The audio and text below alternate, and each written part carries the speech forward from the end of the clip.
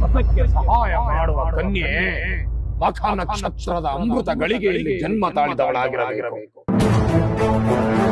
ಅವಳು ಮಾತ್ರ ನಿನ್ನ ವ್ರತಕ್ಕೆ ಸಹಾಯ ಮಾಡಬಾರದು. ಇರೋ ಕಡಿಮೆ ಸಮಯದಲ್ಲಿ ಅಂತ ಹುಡುಗಿನ ಎಲ್ಲಿಂದ ಹುಡ್ಕೋದು? ಅಯ್ಯೋ ಹುಚ್ಚಿ, ಆ ಮಹಾದೇವ ಮನಸ್ಸು ಮಾಡಿದರೆ ಆ ಸ್ವರ್ಗವು ಕೂಡ ಪಾದದಡಿಯ ಧೂಳಿಗೆ ಸಮ.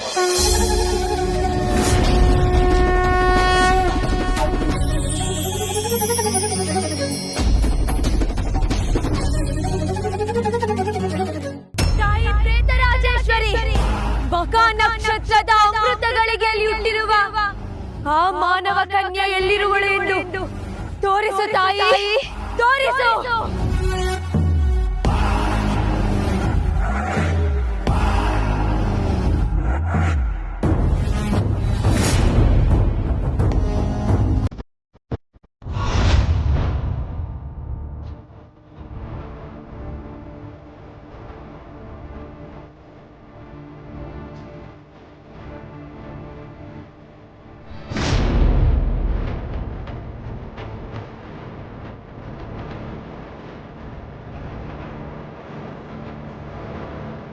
ಏನಿದು ತಾಯಿ?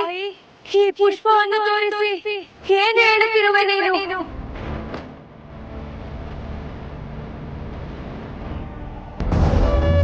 ಇದು ದಿಕ್ಸೂಚಕ ಪುಷ್ಪ.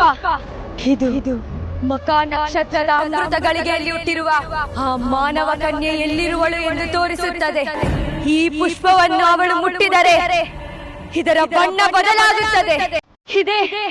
ಇದೇ ಆ ಪ್ರೇತರಾಜೇಶ್ವರಿ ನನಗೆ ಕೊಡುತ್ತಿರುವ ಸೂಚನೆ.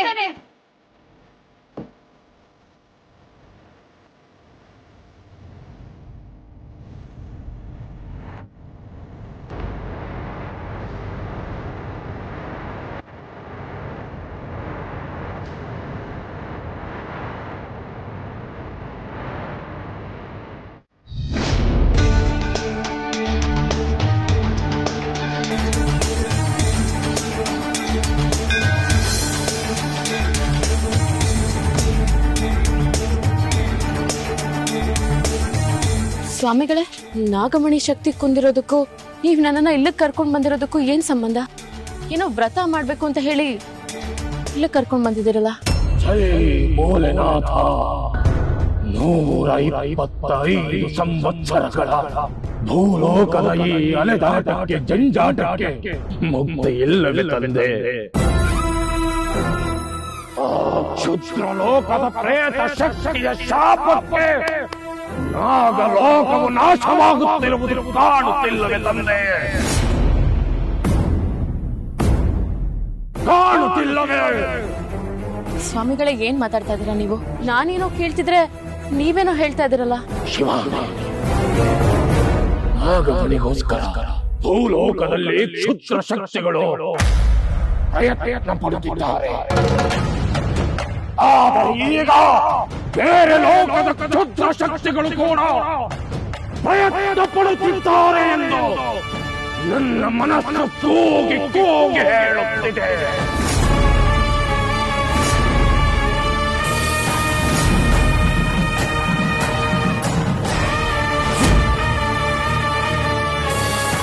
ಒಂದು ವೇಳೆ ನಾಗಮಣಿ ಕ್ಷುದ್ರ ಶಕ್ತಿಗಳೇ ಸಿಲುಕಿದರೆ ನಾಗಲೋಕವು ಕ್ಷುದ್ರ ಲೋಕವಾಗಿ ಪರಿವರ್ತನೆಯಾಗುವುದು.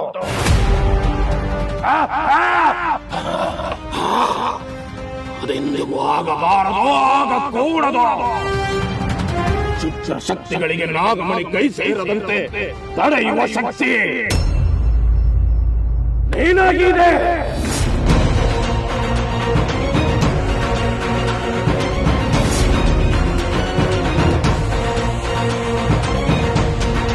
ತ್ರಿಶೂಲ್ ಎಲ್ಲಿದ್ದಾನೆ ಅಂತ ನಾನು ಕಂಡು ಹಿಡಿಬೇಕು. ನೀನೇ ಆದಿಶೇಷನ ಸತ್ಯನ ಅವನಿಗೆ ಹೇಳ್ಬೇಕು. ನಾಗಮಣಿಯನ್ನ ಬಿಟ್ಟು ಹೋಗಿರೋ ಜೀವಾತ್ಮನ ಮತ್ತೆ ನಾಗಮಣಿಯೊಳಗೆ ಸೇರಿಸಬೇಕು. ಅದನ್ನ ಪೂರ್ವ ಸ್ಥಿತಿಗೆ ತರಬೇಕು ಅನ್ನೋದು ಈಗ ನನ್ನ ಮುಂದಿರೋ ಜವಾಬ್ದಾರಿ. ಆದ್ರೆ ಸ್ವಾಮಿಗಳು ಇಲ್ಲಿ ಕರ್ಕೊಂಡ್ ಬಂದು ಏನೋ ಅರ್ಥ ಆಗದಿರೋ ತರ ಮಾತಾಡ್ತಾ ಇದಾರಲ್ಲ. ಎಲ್ಲ ಪ್ರಶ್ನೆಗಳಿಗೂ ಇಲ್ಲೇ ಉತ್ತರ. ಎಲ್ಲ ಸಮಸ್ಯೆಗಳಿಗೂ ಇಲ್ಲೇ ಪರಿಹಾರ ಎಂದರೆ ನಿಶ್ಚಿಂತೆಯಿಂದ ನನ್ನ ನೋಡಲು ನಿನ್ನಲ್ಲಿರುವ ಎಲ್ಲ ಪ್ರಶ್ನೆಗಳಿಗೂ ನೀನೇ ಉತ್ತರ ಕಂಡುಕೊಳ್ಳಬೇಕು. ಇಲ್ಲಿ ಉತ್ತರ ಕೊಡಲಾಗದು, ಬದಲಿಗೆ 100 ಪ್ರಶ್ನೆಗಳನ್ನು ಕೊಡಬಹುದು.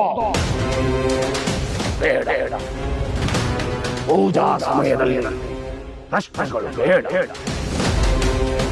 ನನ್ನೊಡನೆ ಜೈ ಭೋಲೆನಾಥ.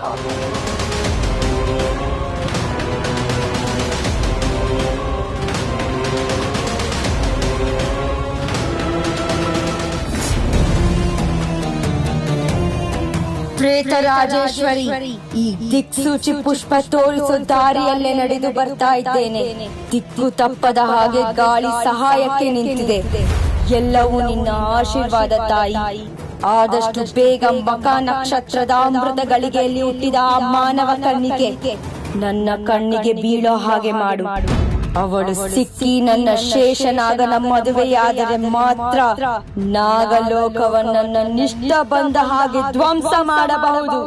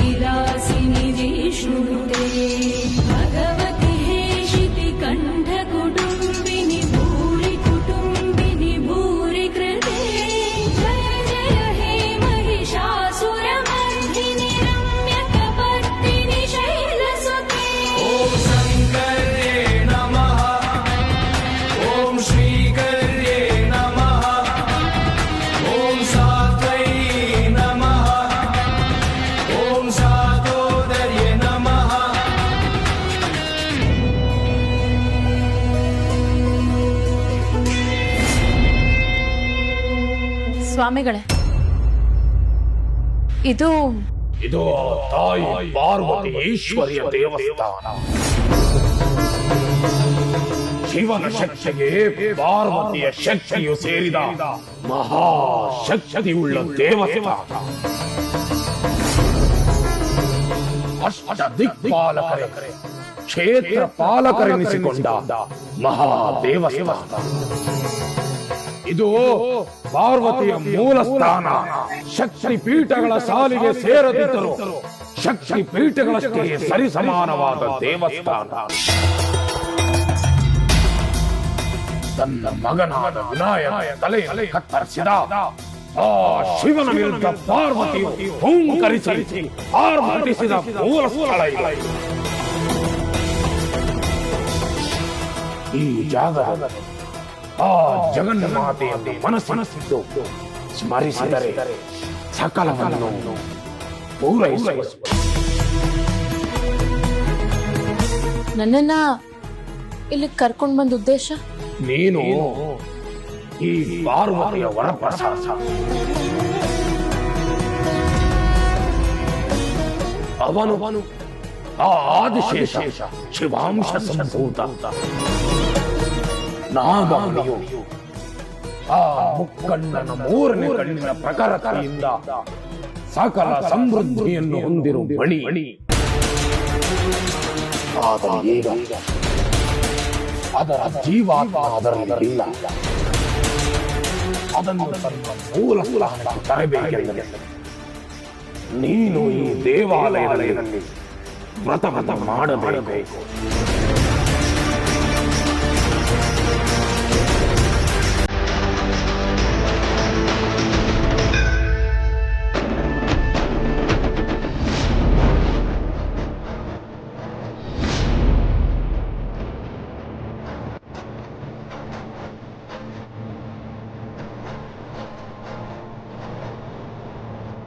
ಏನಿದು ದಿಕ್ಸೂಚಕ ಪುಷ್ಪ ದೇವಸ್ಥಾನದ ಕಡೆಗೆ ಬಂದಿದೆಯಲ್ಲ?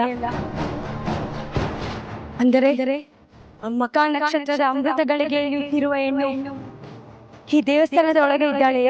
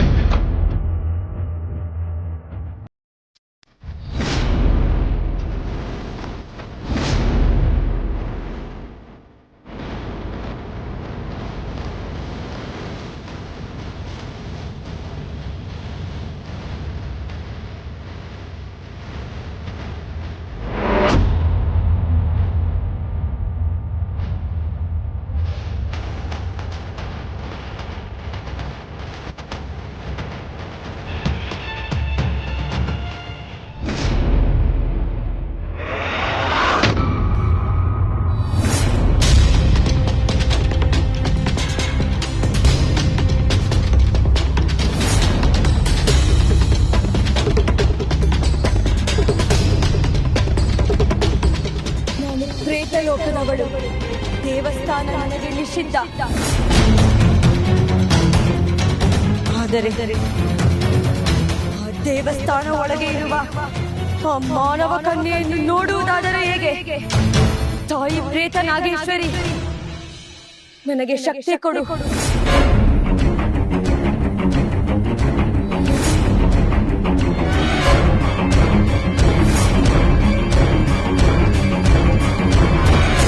ನಾನು ಹುಡುಕಿ ಬಂದ ಆ ಮಾನವ ಕನ್ಯೆ ಯಾರು ಎಂದು ಹೇಗೆ ತಿಳಿಯಲಿ ನಾನು?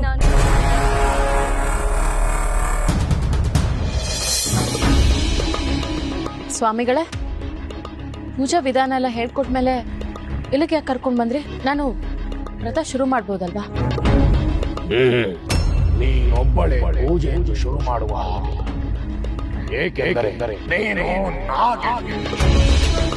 ಬೇರೆ ಲೋಕದವಳು. ಇದು ಮಹಾಶಕ್ತಿಗಳು ಆಗಮಿಸಿದ ಮಹಾ ಪುಣ್ಯಕ್ಷೇತ್ರ. ನಾಗಿಣಿಯಾದ ನೀನು ಪೂಜೆ ಮಾಡುವುದರಿಂದ ಫಲ ದೊರಕದು. ಭೂಲೋಕದಲ್ಲಿರುವ ನಾಗಮಣಿಗೆ ಜೀವಾತ್ಮ ಹಿಂತಿರುಗಬೇಕಾದರೆ ನಿನ್ನ ವ್ರತಕ್ಕೆ ಈ ಲೋಕದ ಕನ್ಯೆಯೊಬ್ಬಳ ಸಹಾಯ. ಅದಕ್ಕೇನಂತೆ? ಮನೇಲಿ ಅಮ್ಮಂಗೆ ಹೇಳ್ತೀನಿ, ಅವ್ರು ಯಾರನ್ನಾರು ವ್ಯವಸ್ಥೆ ಮಾಡ್ತಾರೆ. ಹಾಗೆಲ್ಲ ಯಾರ್ಯಾರೋ ಪೂಜೆಗೆ ಸಹಾಯ ಮಾಡುವ ಹಾಗಿಲ್ಲ. ನಿನ್ನ ವ್ರತಕ್ಕೆ ಸಹಾಯ ಮಾಡುವ ಕನ್ಯೆ ಮಖ ನಕ್ಷತ್ರದ ಅಮೃತ ಗಳಿಗೆಯಲ್ಲಿ ಜನ್ಮ ತಾಳಿದವಳಾಗಿರಬೇಕು. ಅವಳು ಮಾತ್ರ ನಿನ್ನ ವ್ರತಕ್ಕೆ ಸಹಾಯ ಮಾಡಬಾರದು. ಇರೋ ಕಡಿಮೆ ಸಮಯದಲ್ಲಿ ಅಂತ ಹುಡುಗಿನ ಎಲ್ಲಿಂದ ಹುಡ್ಕೋದು? ಅಯ್ಯೋ ಆ ಮಹಾದೇವ ಮನಸ್ಸು ಮಾಡಿದರೆ ಆ ಸ್ವರ್ಗವು ಕೂಡ ಪಾದದಡಿಯ ಧೂಳಿಗೆ ಸಮ.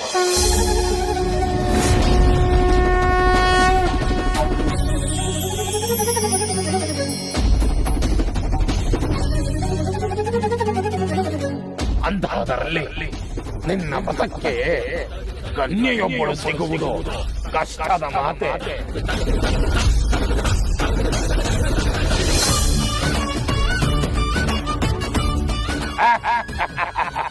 ಅಂಥ ಕನ್ಯೆ ಎಲ್ಲಿದ್ದಾಳೆ ಸ್ವಾಮಿಗಳೇ? ಇಲ್ಲೇ ಇದ್ದ.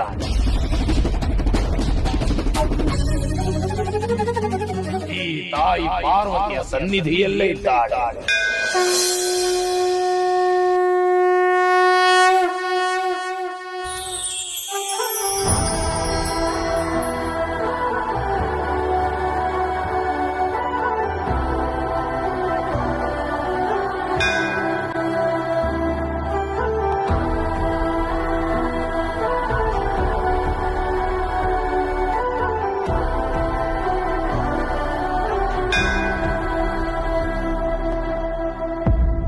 ದೇವಿ, ನನ್ ಕಣ್ಣೀರಿಂದ ನಿನ್ ಪಾದ ನೆನೆದಿದ್ರು ನನ್ ನೋವು ನಿನಗೆ ಅರ್ಥ ಆಗ್ತಾ ಇಲ್ವಾ ತಾಯಿ?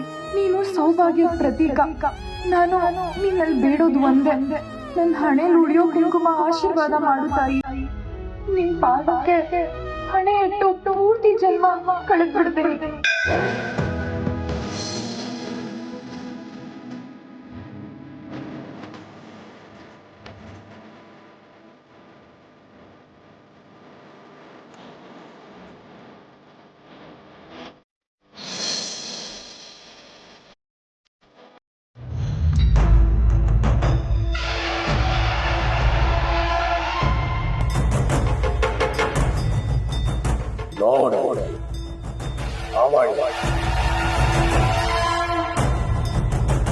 ಯಾರವಳು ಸ್ವಾಮಿಗಳೇ? ಅವಳು ಮಖ ನಕ್ಷತ್ರದ ಅಮೃತ ಗಳಿಗೆಯಲ್ಲಿ ಹುಟ್ಟಿದ ಕನ್ಯೆ.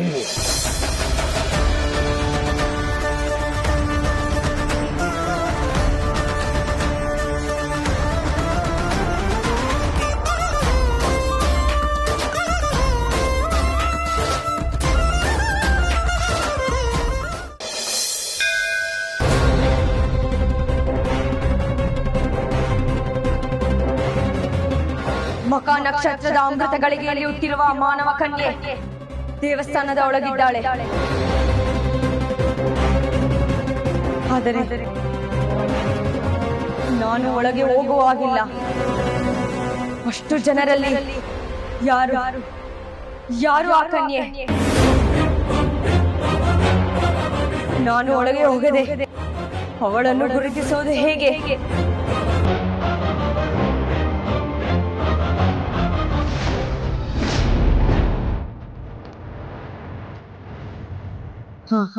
ನಾನು ಮಾತ್ರ ಪ್ರೇತ ಲೋಕದವಳು. ನನಗೆ ದೇವಸ್ಥಾನ ನಿಷಿದ್ಧ. ಆದರೆ ಈ ಪುಷ್ಪ ಗಂಧರ್ವ ಲೋಕದ್ದು. ನನಗೆ ಪ್ರವೇಶ ನಿಷಿದ್ಧವಾದರೇನು? ಈ ಪುಷ್ಪಕ್ಕೆ ಪ್ರವೇಶವಿದೆಯಲ್ಲ. ಹೋಗು, ದಿಕ್ಸೂಚಕ ಪುಷ್ಪವೇ, ಆ ಕನ್ಯೆ ಯಾರೇ ನನಗೆ ತೋರಿಸು.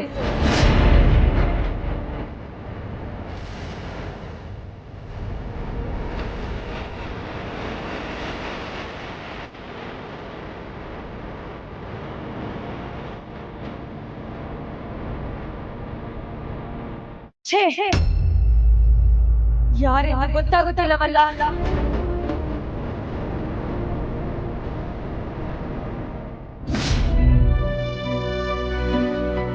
ನನಗೆ ಅರ್ಥ ಆಗ್ತಿಲ್ಲ ಸ್ವಾಮಿಗಳೇ. ಮೊದಲು ನಾನು ವ್ರತ ಮಾಡಬೇಕು ಅಂತ ಹೇಳಿದ್ರಿ, ಅದಕ್ಕೆ ಒಬ್ಬ ಮನುಷ್ಯ ಕನ್ಯೆಯ ಸಹಾಯ ಬೇಕು ಅಂತ ಹೇಳಿದ್ರಿ. ಆ ಜಾತಕದವಳು ಎಲ್ಲಿದ್ದಾಳೆ ಅಂತ ಕೇಳಿದಾಗ ಆ ಹುಡುಗಿ ಕಡೆ ಕೈ ತೋರಿಸಿದ್ರೆ, ಈಗ ಅವಳು ಯಾರು ಅಂತ ಕೇಳಿದ್ರೆ ನೀವ್ ಯಾಕೇನು ಉತ್ತರ ಕೊಡ್ತಿಲ್ಲ?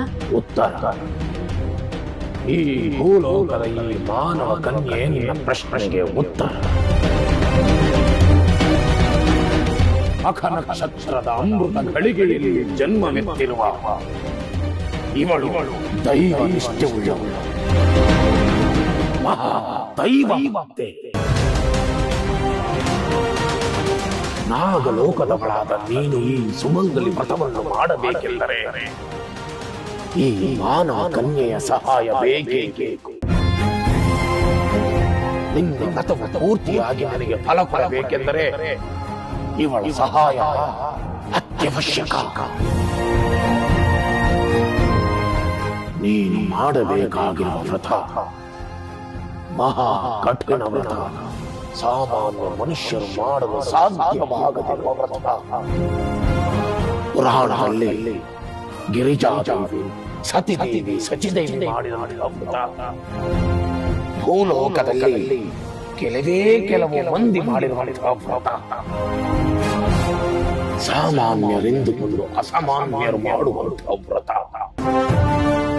ಒಂದೊಂದು ನೆನಪಿನಲ್ಲಿಟ್ಟುಕೋ, ನಾಗಮಣಿಯ ಚೈತನ್ಯ ಶಕ್ತಿ ಜೀವಾತ್ಮವು ನಾಗಮಣಿಗೆ ಸೇರದೆ ಹೋದರೆ ನಾಗಲೋಕದ ನಾಶವಾಗುತ್ತದೆ. ಈ ವಿಷಯವೇನಾದರೂ ಕ್ಷುದ್ರ ಶಕ್ತಿಗಳಿಗೆ ತಿಳಿದರೆ ಅವರು ನಾಗಮಣಿಗೆ ಜೀವ ತುಂಬುವ ಕೆಲಸ ಮಾಡುತ್ತಾರೆ.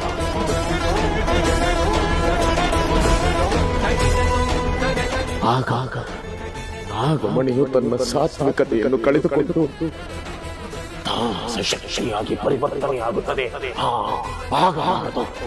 ಅದಕ್ಕೆ ನೀನು ಅವಕಾಶ ಮಾಡಿಕೊಡಬಾರದು. ನೀನು ಸುಮಂಗಲಿ ವ್ರತವನ್ನು ಮಾಡಲೇಬೇಕು. ಅದಕ್ಕೆ ಆ ಮಾನವ ಕನ್ಯೆಯ ಸಹಾಯವನ್ನು ಪಡೆಯಲೇಬೇಕು. ಸ್ವಾಮಿಗಳೇ, ಆ ಹುಡುಗಿ ಸಹಾಯ ತಗೊಂಡು ವ್ರತ ಮಾಡಿದ್ರೆ ನಾಗಮಣಿ ಚೈತನ್ಯ ಮರು ಕಳಿಸುತ್ತಾ? ಅದರಿಂದ ನನ್ನ ಆದಿಶೇಷ ಸಿಗ್ತಾನೆ ತಾನೆ? ಶಿವಾನಿ, ಇದು ಈ ವ್ರತ ಕೇವಲ ನಾಗಮಣಿಗಲ್ಲ, ನಿನ್ನ ಮಾಂಗಲ್ಯ ಭಾಗ್ಯಕ್ಕೂ ಕೂಡ. ನಿನ್ನ ವ್ರತ ಪೂರ್ತಿಯಾಗಿ ಫಲ ಕೊಟ್ಟರೆ ನಿನ್ನನ್ನು ಸೇರಬಲ್ಲ. ಆಗ ಮನೆಗೆ ಚೈತನ್ಯ ಮತ್ತೆ ಮರುಕಳಿಸುತ್ತದೆ.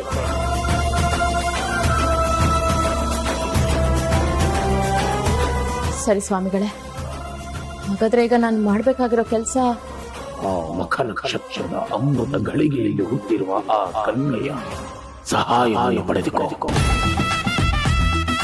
ಅವಳ ಮನಸ್ಸನ್ನು ಗೆದ್ದು ನಿನಗೆ ಸಹಾಯ ಮಾಡುವ ಹಾಗೆ ಮಾಡಿಕೊಡು. ಹಾಗಾದರೆ ಮಾತ್ರ ಆ ಭೋಲೆನಾಥನ ನಾಗಮಣಿ ನಾಗಲೋಕಕ್ಕೆ ಸೇರುತ್ತದೆ. ನಿನ್ನ ಆದಿಶೇಷ ನಿನಗೆ ಸೇರುತ್ತಾನೆ, ನಿನಗೆ ಸೇರುತ್ತಾನೆ.